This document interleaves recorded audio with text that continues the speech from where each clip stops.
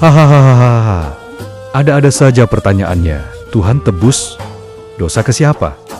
Kepegadaian penjelasan yang mudah dipahami. Pertanyaan yang sangat menarik ini muncul karena perbedaan pemahaman tentang konsep tebusan. Bagi kita orang Kristen, kata tebus dosa bukan berarti ada pihak ketiga, seperti pegadaian atau orang lain yang harus dibayar agar dosa kita diampuni. Ini adalah cara untuk menggambarkan bagaimana Tuhan menyelamatkan kita dari konsekuensi dosa yang memisahkan kita dari Dia. Dalam kehidupan duniawi, jika seseorang berhutang atau terjebak dalam kesusahan, terkadang ada orang yang rela membayar utangnya atau melepaskannya dari jeratan itu disebut tebusan. Konsep yang sama digunakan dalam iman Kristen, tapi dengan makna yang lebih dalam. Dosa membuat kita berhutang dan terpisah dari Tuhan. Dosa adalah segala sesuatu yang bertentangan dengan kehendak Tuhan, dan hal itu membuat jarak antara kita dengan Dia yang penuh kasih dan benar. Konsekuensi dari dosa adalah pemisahan abadi dari Tuhan.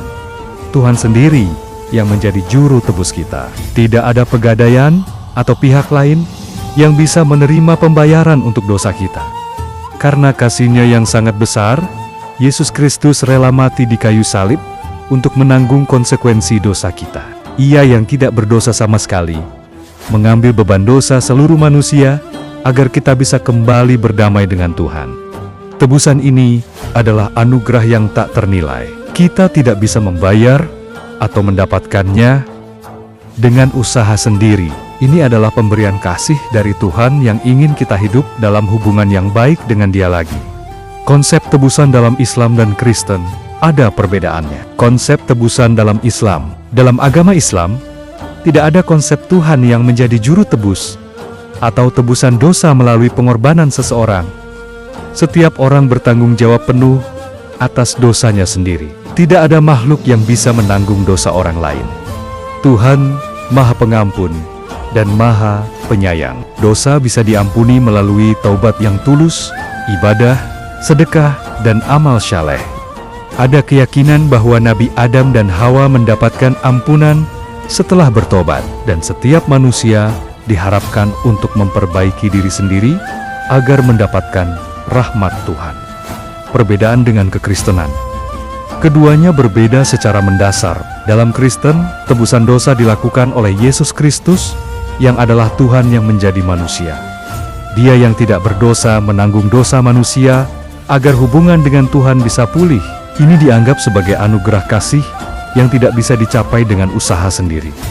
Dalam Islam, tidak ada yang bisa menggantikan atau menanggung dosa orang lain. Keselamatan diperoleh melalui taubat, ketaatan pada perintah Tuhan, dan usaha sendiri untuk hidup dengan benar. Meskipun berbeda dalam cara memahami bagaimana manusia bisa kembali kepada Tuhan, kedua agama sama-sama menekankan pentingnya kesalehan, kasih kepada sesama, dan keyakinan pada Tuhan yang Maha Esa.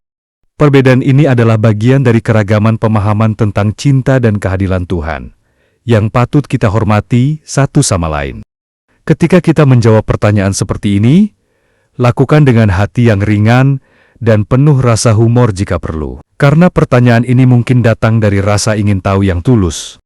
Ingatlah bahwa tujuan kita bukan untuk membuat orang lain merasa salah, melainkan untuk menjelaskan dengan lembut bahwa konsep tebusan dalam Kristen adalah tentang kasih yang tidak terbatas dari Tuhan, bukan tentang transaksi seperti di duniawi. Setiap cara untuk menjelaskan kebenaran akan selalu memiliki batasan karena kita menggunakan bahasa duniawi untuk menggambarkan hal-hal yang ilahi.